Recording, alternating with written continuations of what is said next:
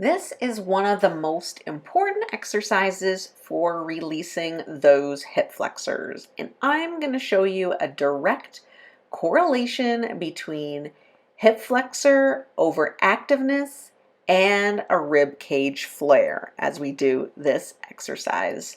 So lay on your back, inhale, exhale, and bring your ribs down as you think about that good core control and keep those shoulders down as best as you can.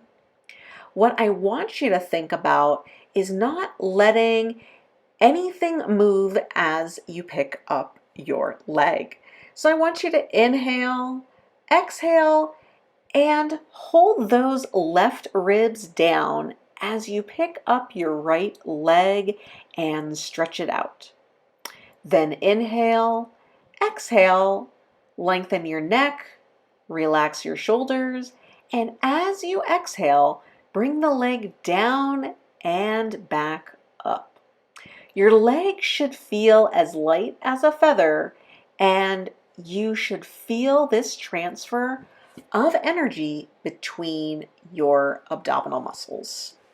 Switch sides and do the same thing. Inhale, exhale, lengthen your neck, relax your shoulders, and as you exhale, bring the leg down and back up.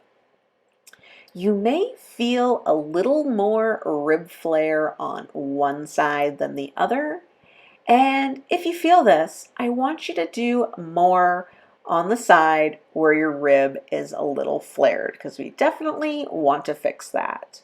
Remember, nothing should move in your core as you're lifting up your leg and bringing it back down. This should feel really great in your hip flexors.